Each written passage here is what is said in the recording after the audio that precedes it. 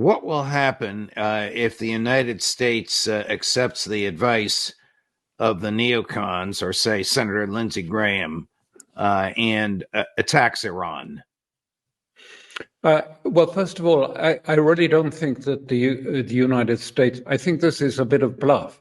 I mean, the United States, makes these comments, and we had, the British defense minister telling them, this is a message to Iran when they attacked Yemen. They said, we want you to hold back your thugs on the ground in Yemen. I mean, they're not actually Iranian proxies. They're very independent people.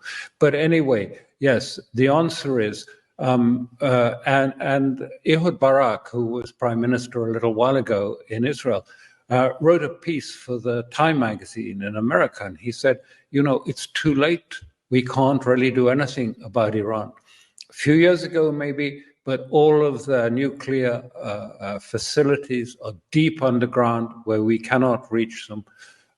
We cannot stop Iran in any case. And they can't stop them for another reason, is because Iran developed what I call the red pill defense. They have buried these long-range missiles capable of striking all of Israel, all around their country. And it's a big country, and it's got hills, and it's got all sorts of places where they can bury it in underground silos. These are all divided up, and they're all run, if you like, by a team that has instructions that if the command is destroyed, if our communications are destroyed, if there's no more Tehran, you continue with your orders, and there's a dead hand, if you like, process by which they will launch those missiles for 2 to 3 years after the conclusion of any hostilities with the United States, and there would be no more Israel.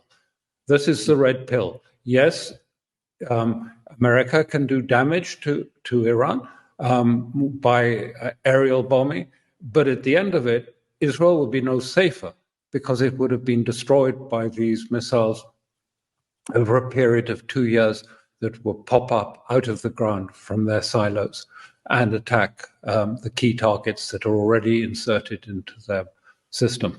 They've been doing this for 20 years, by the way, planning this for 20 years. If former Israeli Prime Minister Ehud Barak, who's also a former general in the IDF, understands this, does Benjamin Netanyahu understand this? Does Joe Biden, do Tony Blinken and Jake Sullivan understand this? They must do. They must understand it. That's why it's a bluff. They must understand that, and therefore, although Lindsey Graham says bomb Iran, he knows that at the end of the day, this will not help America at all, because its ally will be the one that will perish in the process. Apart from the fact that it won't be an easy. I mean, the fact that Americans used to be able to think about overflying Iran and bombing it. I'm not sure that that's the case now.